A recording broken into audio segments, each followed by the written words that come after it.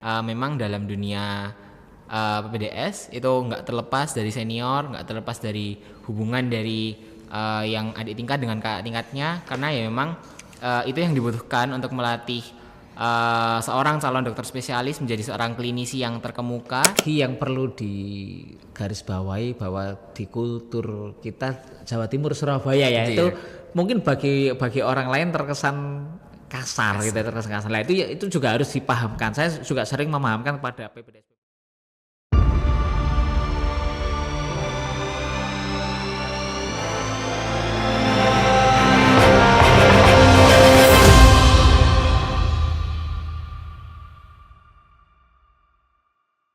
Hidup mahasiswa, hidup rakyat Indonesia. Mari kita tinggalkan budaya yang lama, kita bangun kastrat yang baru. Halo teman-teman keluarga mahasiswa FK Unair.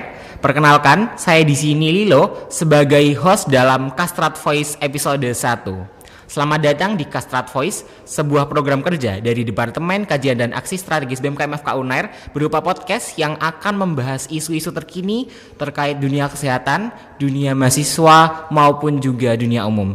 Jadi, di sini nanti Kastrat Voice akan tayang di channel YouTube BMKM FK Unair dan juga di Instagram dari BMKM FK Unair dan juga Kastrat FK Unair. Sehingga teman-teman KM jangan lupa untuk terus ikuti update-nya di @BMKM FK Unair dan juga di @Kastrat FK Unair. Oke, baik. Jadi pada Kastrat Voice yang pertama ini saya sudah kehadiran narasumber yang sangat luar biasa. Beliau adalah Dr. Arif Bakhtiar, spesialis paru konsultan FAPSR, yang biasa dipanggil Dokter Apek. Selamat pagi Dokter Apek. Ya, pagi Mas Lilo. Jadi mungkin saya izin untuk mengenalkan singkat dari profil Dokter Apek ini. Jadi beliau merupakan seorang dokter spesialis paru, menjadi KPS di Departemen di Prodi Pulmonologi di Rumah Sakit Dr. Sutomo. Kemudian juga beliau adalah ketua dari PDPI atau Persatuan Dokter Paru Indonesia Jawa Timur. Jadi Perhimpunan Dokter Paru Indonesia. Siap dokter. Kabupaten. Jadi mungkin walaupun saya sudah mengenalkan Dokter Apek secara singkat, mungkin dokter mau berkenalan juga dokter. Monggo silahkan. Bismillahirrahmanirrahim. Assalamualaikum warahmatullahi wabarakatuh. Selamat pagi Mas Lilo. Ya, terima kasih. Saya berbahagia sekali, senang sekali sudah diundang teman-teman mahasiswa dari Kastrat FK Unair ya untuk ikut podcast yang pertama ya, program dari unit Kastrat FK Unair. Saya Arif Bakhtiar, saya staf di Departemen Pulmonologi dan Kedokteran Respirasi FK Unair. Saya lebih sering dipanggil sebagai Apek, Dokter Apek, mungkin lebih banyak mengenal Apek daripada Arif Bakhtiar, panggilan sejak SMA.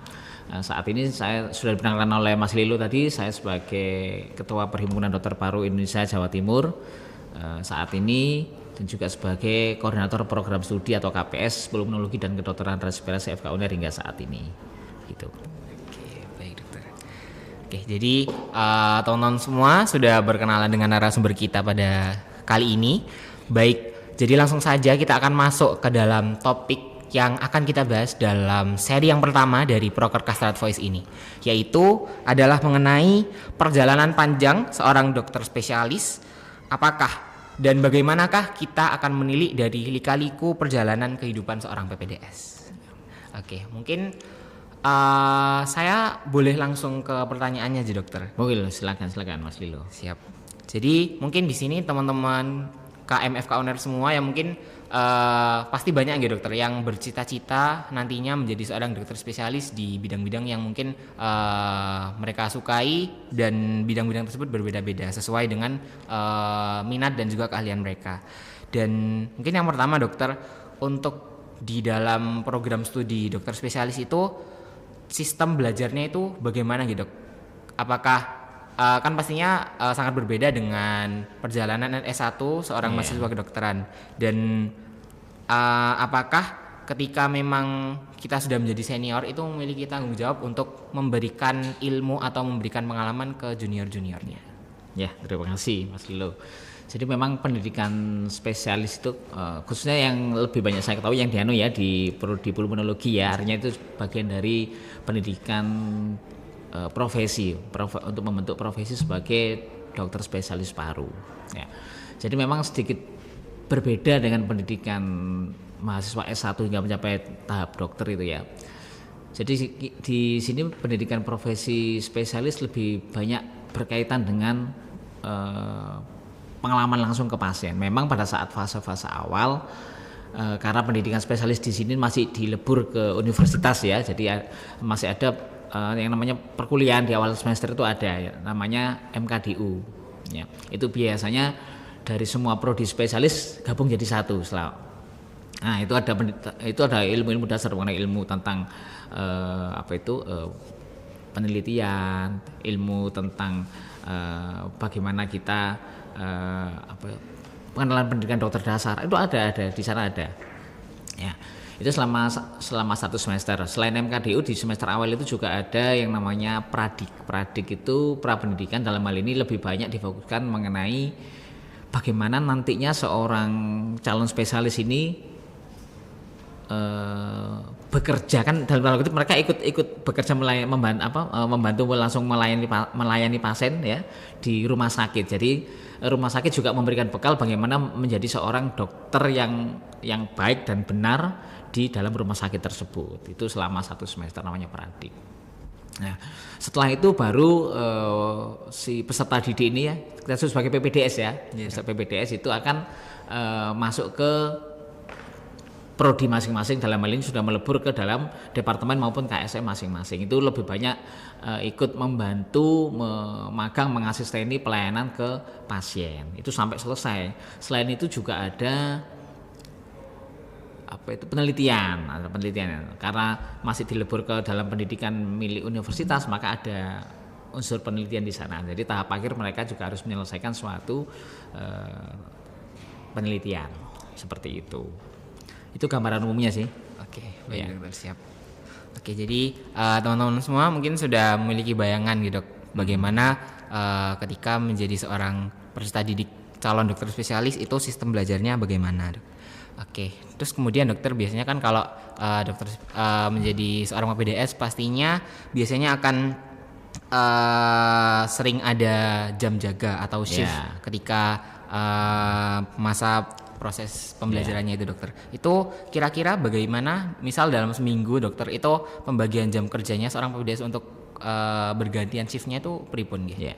Jadi mengenai shift jaga ya bagaimanapun nanti menjadi seorang dokter kan kita juga dituntut untuk siap setiap waktu kapanpun ya. Apalagi kalau ada unsur darurat dalam, maka itu sejak awal juga mulai dilatihkan pada PPDS ada jam jaga.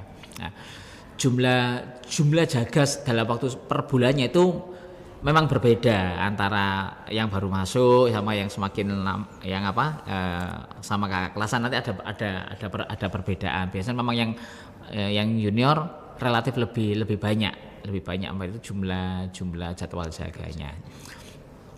Namun nanti seiring itu artinya apa ya, kita melatih mental dan intuisi sebagai seorang dokter. Kalau kita tidak dibiasakan dengan menghadapi kegawat daruratan ya, bagaimana nantinya kita menjadi seorang dokter? Karena bagaimanapun menjadi seorang dokter di bidang klinis ya harus terpajan langsung dengan dunia pasien. Bagaimana menghadapi pasien secara langsung itu bagaimana, seperti itu. Tapi sekali lagi di sini juga ada tidak serta mereka langsung bekerja sendiri dilepas, itu enggak, kan tetap ada peran staf seniornya. Dalam hal ini mereka sebagai staf senior sebagai DPJP dokter penanggung jawab pasien, artinya segala keputusan yang diberikan kepada pasien itu sepengetahuan memang atas dasar dari saran dokter penanggung jawabnya. Begitu. Jadi tidak bekerja sendiri enggak, tetap ada unsur dari atasnya bagaimana pasien seperti ini diberikan tata laksana seperti itu semuanya sepengetahuan dari staf pembimbingnya. Siap ya. Memang capek, memang capek, tapi ya memang kita harus melatih kesiapsiagaan kita, kewaspadaan kita, bagaimana kita menghadapi pasien yang jelek, bagaimana kita menghadapi pasien yang gawat di jam-jam yang enggak enak. Ya itu harus dilatih, bukan seperti mahasiswa hanya perkuliahan tentang ilmu penyakit, katakanlah di bidang paru ada penyakit TBC gitu ya, tuberkulosis, hanya diajari penyakit TBC adalah penyakit yang bla bla bla bla, ciri-cirinya bla bla bla bla, nanti terapinya bla bla bla. Nah, kalau nggak ke pasien ya nggak bisa, harus ke yang mahasiswa saja nanti pada saat fase pendidikan dokter muda atau koas juga ikut ke pasien, walaupun mereka tidak menangani pasien secara langsung, tapi paling enggak terpajan dengan dunia rumah sakit dan pasien. Begitu. Oke, siap dokter. Baik, jadi tadi mungkin sudah sempat disinggung dokter bahwasannya ketika PPDS memang nggak bakal bekerja sendiri, bakal ada senior-senior yang juga membantu. Dan berarti itu jelas nggak dokter sebagai seorang senior, mungkin biasanya kalau teman-teman sering dengar chief ya dokter, kalau udah mau lulus itu memang memiliki tanggung jawab berarti dok ya untuk memberikan pengalaman dan juga pembelajaran kepada junior-junior. Jadi dari DPJP itu bisa mendelegasikan kepada chief resident itu untuk sekiranya suatu keputusan ini diberi saran atau advice dari chief resident sebagai orang yang didelegasikan oleh DPJP gitu ya. Tapi tentu saja tetap sepengetahuan DPJP. Mau katakanlah ada pasien dengan diagnosis bla bla bla, kondisi bla bla bla. Kami mengusulkan terapi bla bla bla bla, pemeriksaan bla bla bla bla. Dan DPJP-nya setuju atau tidak nanti? Oh ya, oke, setuju. Berarti bisa dilanjutkan mengenai advice tersebut ke juniornya. Demikian. Siap dok. Begitu. Oke. Baik. Kemudian juga dokter, yang mungkin biasanya menjadi pertanyaan teman-teman juga di luar beban dan juga tuntutan pembelajaran dan juga pekerjaan di dalam kegiatan medis ketika menjalani masa program studi dokter spesialis itu, apakah ada kewajiban lain dokter di luar pembelajaran tersebut? Jadi mungkin yang bahkan mungkin bisa tidak berhubungan dengan medis dokter selama menjalaninya. Oke, begini. Katakanlah di prodi kami, di prodi pulmonologi ya, yang nantinya akan mencetak menghasilkan seorang dokter spesialis paru ya. Nantinya dokter spesialis paru di masyarakat tidak serta-merta mereka hanya ngobatin pasien sakit paru saja. Mungkin mereka ada yang harus memanage bagaimana menjalankan suatu program, katakanlah program TB ya. Bagaimana memanage para nakes-nakes yang lain dalam suatu rumah sakit, dalam suatu institusi untuk ayo bagaimana kita ikut serta merta dalam program penanggulangan TB. Itu kan nggak serta merta harus ke pasien. Jadi artinya ada skill komunikasi, ada skill bagaimana memanage mereka. Satu lagi, saat mereka nantinya lulus, mereka mungkin akan bekerja di suatu institusi yang mungkin akan ayo kita mengadakan suatu forum ilmiah. Gitu kan ya, entah itu seminar, mini simposium atau apapun, atau round table discussion ya, yang sekupnya kecil ataupun yang sekupnya besar, itu juga kami latihkan di saat selama proses pendidikan ya. Artinya itu bukan suatu intrakurikuler, tapi suatu ekstrakurikuler. Jadi ikut bagaimana menyiapkan suatu acara seminar seperti itu. Kemudian contoh di kami ada suatu program namanya senam asma ya, ada senam asma. Itu kan nanti kita melatih masyarakat, melatih pasien. Nah, itu kalau si peserta atau residen tidak mengenal senam asma itu bagaimana mereka bisa tahu lah. Sejak awal mereka kita ikutkan rutin di mana di PPDS, di program kami ada ayo senam asma rutin sebulan sekali. Semua bersama PPDS, dan kita juga woro-worokan ke paguyuban pasien asma, begitu ya. Itu di mana di lokasinya di Rumah Sakit UNER Kampus C, bahkan kadang di VFK UNER. Itu melibatkan masyarakat, ada unsur masyarakat, juga PPDS ikut senam asma. Itu kan tidak ada di intrakurikuler ya, tapi itu kita sebutkan sebagai ekstrakurikuler ya. Kemudian bagaimana kita ikut Pengmas ya. Pengmas itu kan sebenarnya program dari prodi dan departemen, tapi peserta didik kita libatkan bagaimana supaya mereka tahu bagaimana kita mengedukasi masyarakat. Itu kalau tidak dibiasakan sejak awal ya, mereka saat lulus ya bagaimana mengedukasi masyarakat, programnya apa saja. Kalau nggak terbiasa ya nggak akan bisa. Jadi kita masukkan untuk menambah keguyuban di antara peserta didik ya kita mungkin mengadakan gathering seperti goes bareng ya kan, kita mungkin pergi kemana bareng ya, itu kita lakukan lah. Itu nanti yang menjadi panitia siapa ya, kalau bukan dari kalangan kita sendiri siapa lagi, mas kita nyuruh orang lain ya kan, intinya dari kita buat kita ya untuk semua, untuk kita semua. Jadi yaitu dari peserta didik ya sejak awal kita biasakan. Tapi satu yang pasti saya menegaskan bahwa Nah, tidak ada tarikan biaya ya yang keluar dari dana pribadi untuk kegiatan-kegiatan tersebut. Karena kegiatan-kegiatan tersebut sudah seharusnya di-cover oleh departemen maupun prodi. Seperti itu. Kalaupun ternyata ada beberapa dari mereka yang mungkin terpaksa harus, wah ini harus saya talangi dulu, misalkan ya, terpaksa membeli katakanlah keperluan perlengkapan, tapi nanti kami selalu minta tolong bon pembeliannya berikan kepada departemen, ya nanti akan diganti oleh departemen maupun oleh perhimpunan dokter paru, begitu. Siap dokter. Oke, baik dok. Jadi tadi teman-teman jadi sudah punya gambaran gitu bahwasanya ketika menjadi seorang calon dokter spesialis bukan hanya belajar bukan hanya intrakurikuler, bukan hanya jaga terus, cuman banyak kegiatan dari mulai pengabdian masyarakat, edukasi sampai juga penelitian. Oke, baik dok. Terus juga yang mungkin di sini beberapa teman-teman tuh masih bertanya-tanya, apakah saat sekolah menjadi calon dokter spesialis itu mendapat gaji atau uang saku, dan mungkin kalau semisal memang tidak ada, itu biasanya sumber income dari teman-teman dokter ketika menjalani sekolah itu dari mana? Ya, oke. Jadi memang salah satu titik terberat dari seorang residen atau PPDS itu kan umumnya mereka itu saat usia-usia segitu biasanya saat fase-fase awal berumah tangga umumnya, ya karena ya fase-fase mungkin ada yang belum menikah, tapi ada yang mungkin sudah menikah, umurnya masih seumur jagung gitu katanya ya. Jadi artinya masih proses menghidupi keluarga baru-barunya ya. Dan juga pekerjaan belum mapan ya, sekarang belum mapan kecuali mereka yang sudah PNS ya, PNS mengambil sekolah. Artinya tidak ada pemasukan yang bisa diandalkan untuk keluarga. Memang berat. Tetapi kami di sini FK UNER dan RSUD Dr. Sutomo, dalam hal ini RSUD Dr. Sutomo berkomitmen ikut memberikan jasa medis ke PPDS, karena mereka ikut membantu pelayanan pasien dalam hal membantu DPJP untuk merawat pasien, seperti itu. Jadi setiap bulan dapat PPDS di Rumah Sakit Dr. Sutomo, begitu. Besarannya bervariasi ya. Yang saya tahu di paru, di prodi pulmonologi kami itu antara 1,5 sampai 2,5 juta per bulan ya, per PPDS.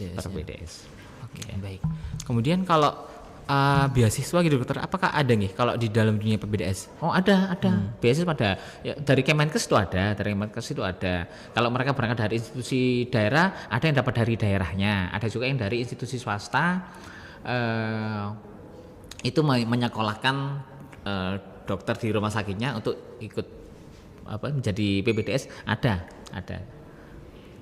banyak juga, menurut saya banyak juga ya, tapi yang mandiri pribadi juga banyak, seperti itu ya. Dan satu lagi, kami di prodi pulmonologi ya itu kalau ada suatu event nasional maupun event internasional di mana kami ikut melibatkan PPDS untuk berangkat ya, contohnya ikut kongres nasional, kongres internasional, itu kami selalu ikut urunan. Jadi prodi, departemen sama perhimpunan ya, dalam hal ini Perhimpunan Dokter Paru Cabang Jawa Timur ikut menyumbang dalam proses keberangkatan mereka, karena mereka saat ikut membawa nama dari departemen prodi maupun membawa nama dari Perhimpunan Dokter Paru di Cabang Jawa Timur.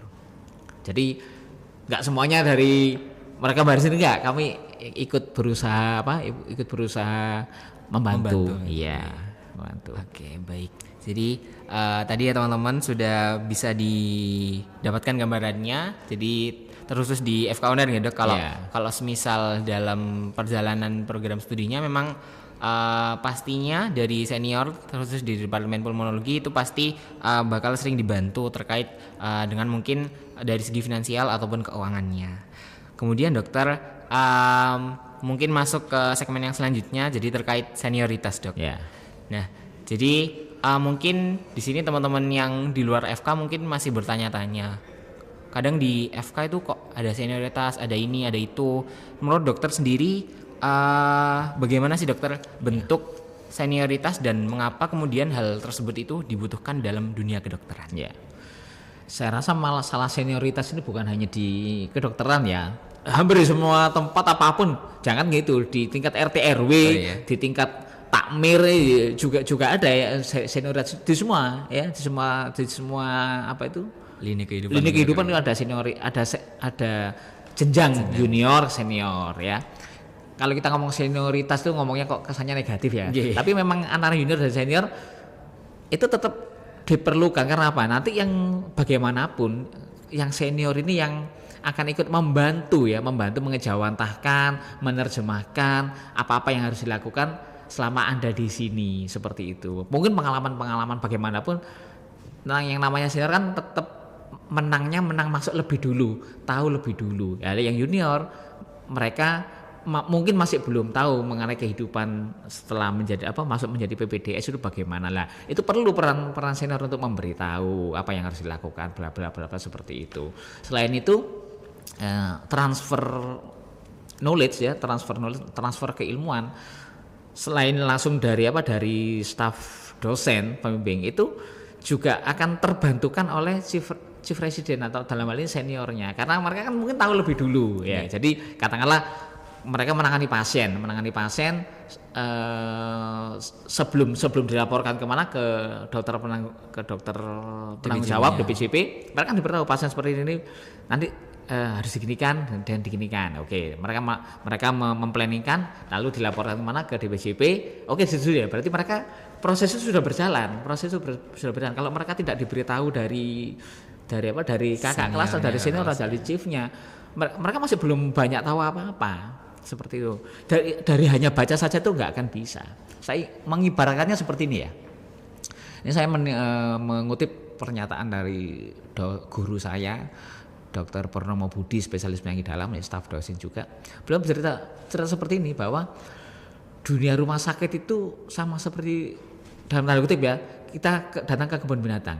Kita untuk melihat seekor binatang, kita nggak cukup hanya mengatakan, contoh, zebra adalah binatang berkaki 4. Zebra memiliki kulit garis-garis hitam putih seperti itu.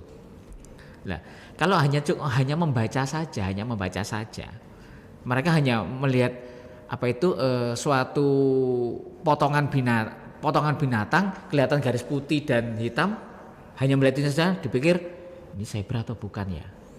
Tapi begitu mereka datang langsung ke kebun binatang, diberitahu ini zebra. Jika suatu saat mereka melihat hanya potongan, katakanlah mungkin potongan telinga atau potongan sebagian dari kepala atau mungkin sebagian dari badan saja kelihatan nongol di balik semak-semak gitu ya, langsung tahu kan itu kemungkinan besar zebra, walaupun belum melihat seluruhnya. Jadi gak perlu definisi harus melihat binatang berkaki 4, ciri-cirinya seperti ini, mukanya bentuk kepalanya seperti ini, gak perlu itu. Kalau mereka sudah diperkenalkan ini loh zebra, sampai kapanpun begitu mereka melihat sebagian dari binatang itu tahu ini zebra, gitu ya. Nah, jadi artinya dengan dibawa ke rumah sakit itu mereka tahu ini pasien tumor paru yang disertai dengan sindroma vena cava superior misalkan, atau ini ada pasien adanya tumor di mediastinum dengan sindroma vena cava superior, seperti itu. Dengan mereka melihat ya, dan suatu saat mereka menjumpai pasien seperti itu, langsung bisa mendiagnosis ini kemungkinan besar tumor mediastinum dengan sindroma vena cava superior. Lah, artinya di dunia klinis itu diperkenalkan dengan dunia nyata, baik oleh seniornya dan juga didelegasikan oleh chief residennya. Dalam hal ini mungkin seniornya, kakak kelasnya. Itu diberitahu berjenjang. Itu terus berulang. Lama-lama ya akan terbentuk sebagai seorang klinisi dokter spesialis ya. Kalau tidak ada senior, mereka hanya dari dosen dan mereka itu nggak bisa cukup banyak waktu. Seberapa banyak sih waktu kita sebagai dosen bertemu dengan mereka? Mungkin lebih banyak mereka kumpul dengan kakak kelasnya, seperti itu. Nah, tapi kita beri suatu garis batasan bahwa memang kakak kelas memiliki peran untuk membantu adik kelasnya untuk mengenal dunia pendidikan, mengenai keilmuan. Nah, bukan untuk apa? Minta tolong diberikan makanan pakai duit sendiri, kemudian minta diantar pakai uang transportnya adik kelas lah. Itu yang salah. Yang salah dan itu yang kami tentang habis-habisan.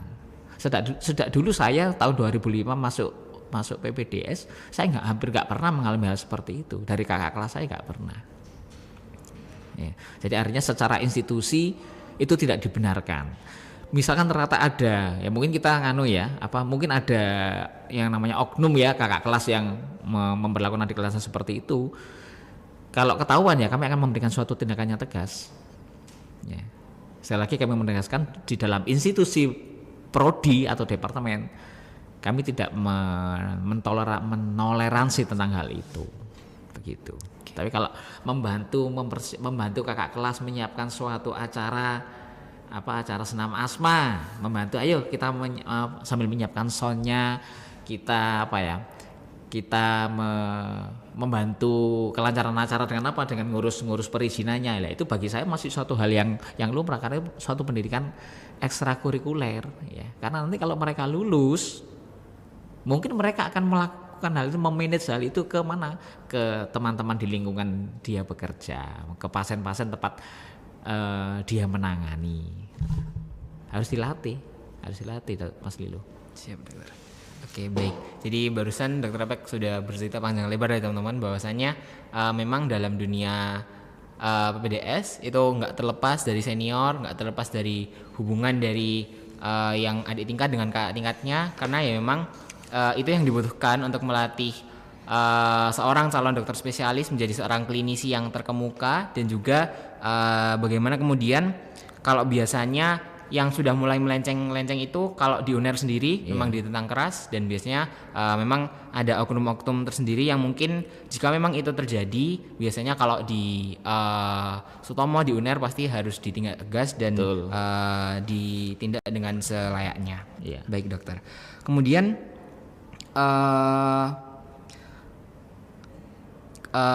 kemudian biasanya dokter kalau semisal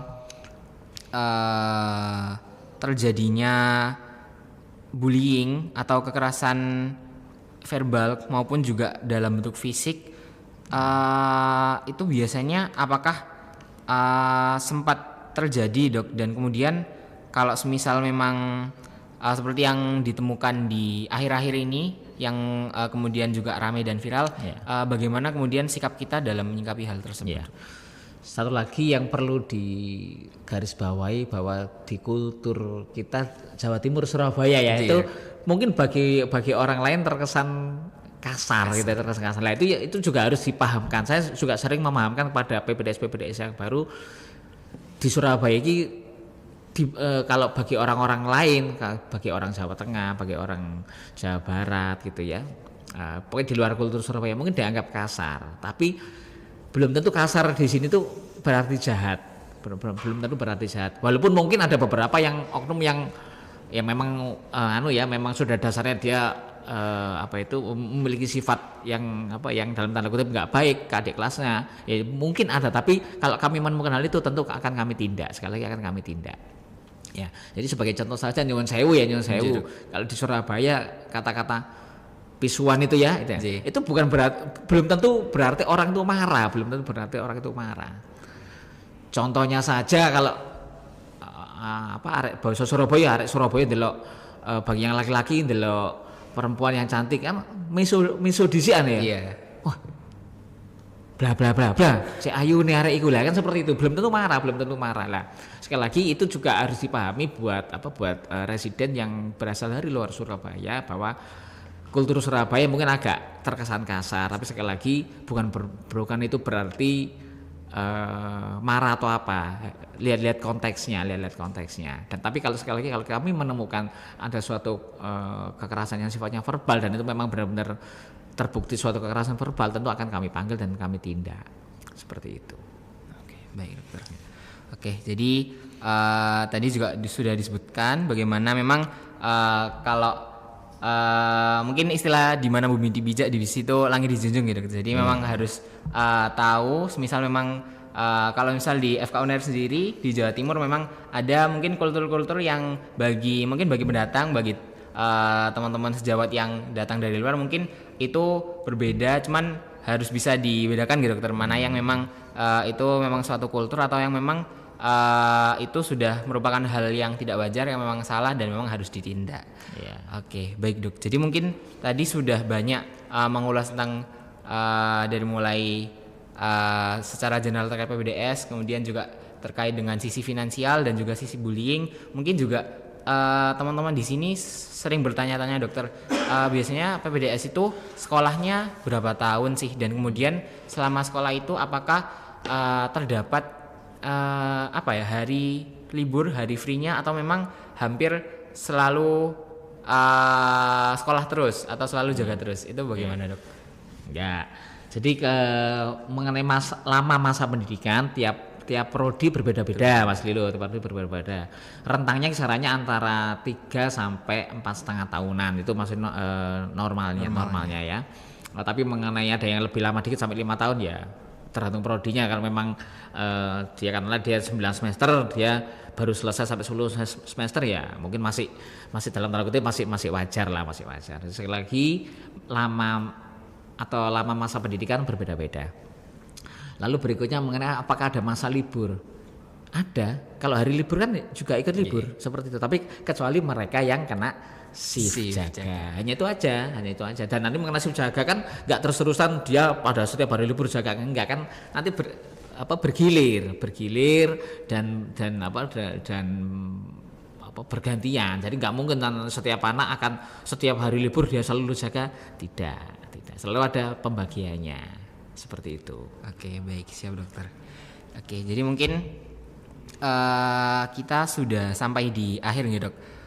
Dari beberapa pertanyaan yang tadi sudah sempat saya lontarkan ke jenengan. Jadi mungkin kalau dari dokter mungkin buat teman-teman mahasiswa FK UNER di sini yang mungkin bercita-cita menjadi seorang dokter spesialis, mungkin spesialis paru atau mungkin spesialis dalam bidang yang lainnya, mungkin dokter Apek punya pesan atau mungkin tips nih dok, ketika ingin memulai karir sebagai seorang calon dokter spesialis, apa aja yang perlu disiapkan dan bagaimana cara menjalaninya? Nah, begini.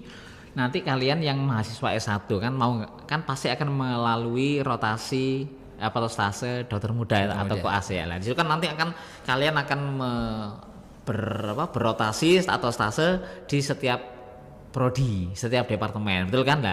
Nanti disitulah kesempatan Anda semua untuk bisa mengetahui contoh misalkan di paru, saat kalian nanti putar di paru, dunia paru bagaimana sih, seperti itu. Nanti bahkan mungkin nanti akan diperkenalkan oleh kodiknya di sini tuh bagaimana dunia dokter paru bagaimana. Nanti di prodi-prodi yang lain juga begitu. Anda masuk ke departemen mata gitu misalnya, Anda akan melihat bagaimana dokter mata itu bekerja, bagaimana prospek dokter mata. Sama nanti di tiap departemen akan seperti lah. Disitulah kalian akan, harapan kalian mengetahui dan belajar bahwa kalau nanti dokter spesialis ini begini kerjanya, begini ruang lingkupnya seperti ini, ritme bekerjanya seperti ini. Itu akan kalian ketahui saat kalian stase koas lah. Pesan kami saat kalian stase koas ya jogo sing bener ya bertugaslah yang baik di sana, bukan sekedar lewat selesai, enggak. Kalian justru itu kesempatan untuk mengetahui profil di setiap prodi dan bagaimana dokter spesialis itu nantinya bekerja begitu. Dan memang jam kerja kita itu ya saya akui berbeda sama jam kerja kantoran biasanya ya. Kita kalau ada pasien yang sifatnya darurat, masa kalian lepaskan begitu saja? Kan tetap kita harus menangani kan. Dan itu katakanlah pasien daruratnya datangnya saat jam istirahat kita mau nggak mau juga harus ikut memberikan suatu minimal advice apa yang harus kita berikan pada pasien. Nah, itu kalau yang sifatnya klinis medis biasa. Kalau yang perlu tindakan contohnya dokter bedah atau pasien perlu operasi sesar darurat, pasiennya datang jam 1 malam, kamu sebagai dokter kandungannya tunggu besok saja ya, sekarang bukan jam kerja saya. Piye pendapat Anda seperti itu? ya kan? Iya, Dok. Iya. Itu nggak bisa. Dokter itu melekat, sifatnya melekat. Ada artinya panggilan dokter itu melekat, kecuali Anda tidak bekerja, walaupun Anda dokter tapi tidak bekerja di lingkup dokter, baru mungkin Anda tidak melakukan hal itu. Anda dokter tapi Anda sebagai politikus, Anda dokter tapi Anda sebagai wirausahawan, pengusaha, tidak menggunakan profesi dokternya. It's okay, berbeda. Tapi kalau Anda melakukan pekerjaan sesuai dengan profesi kedokterannya, maka itu melekat, nggak bisa. Ada pasien yang harus ditolong, ya jam berapapun harus Anda tolong, walaupun itu di luar jam kerja Anda. Oke, baik, siap dokter. Oke, jadi tadi ya teman-teman, kalau misal memang mungkin kalau teman-teman di S1 biasanya masih bingung mau pilih apa, bakal lebih terbuka lagi wawasannya, terbuka lagi matanya terkait minat ketika terutama di saat koas atau di dokter muda, di mana ada rotasi-rotasi yang kemudian dapat menjadikan teman-teman punya pilihan nih, mau kira-kira ingin melanjutkan karir di bidang apa. Oke, baik dokter. Tapi dokter kan nggak harus sebagai klinisi ya. Ada dokter tapi nanti dia lebih tertarik ke bidang kemanajemenan, monggo nggak apa-apa. Tapi itu akan Anda ketahui setelah Anda setelah semuanya selesai, lebih tertarik kemana. Begitu ya. Siap dokter. Oke, baik. Tadi mungkin saya sudah banyak tanya ke dokter Apek, sudah banyak dijawab juga beberapa pertanyaan. Mungkin terakhir nih dok, sebelum kita menutup, ada closing statement atau take home message dari dokter Apek untuk teman-teman keluarga mahasiswa FK UNER yang melihat podcast ini. Ya.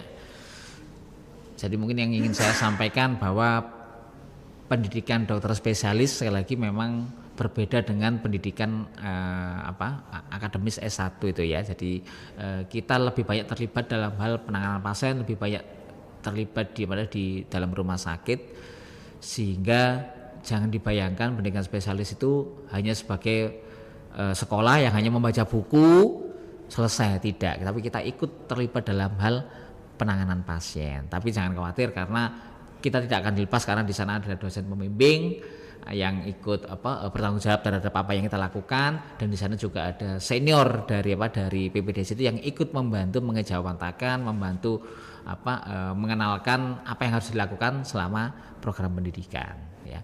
Mengenai adanya bullying, sekali lagi secara institusi itu tidak bisa kami benarkan ya, dan kalau memang diketahui terbukti akan kami tindak.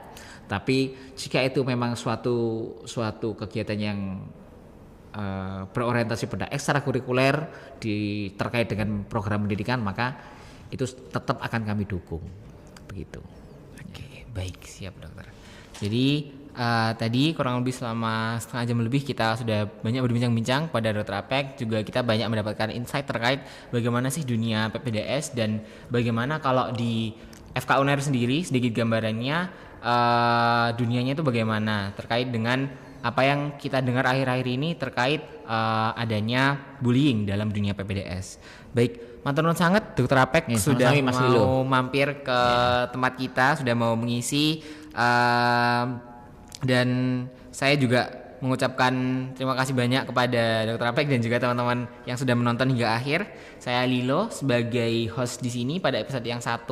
Mengucapkan mohon maaf sebesar-besarnya bila ada salah kata dan juga perbuatan selama memandu podcast kita pada yang pertama ini. Oke, baik.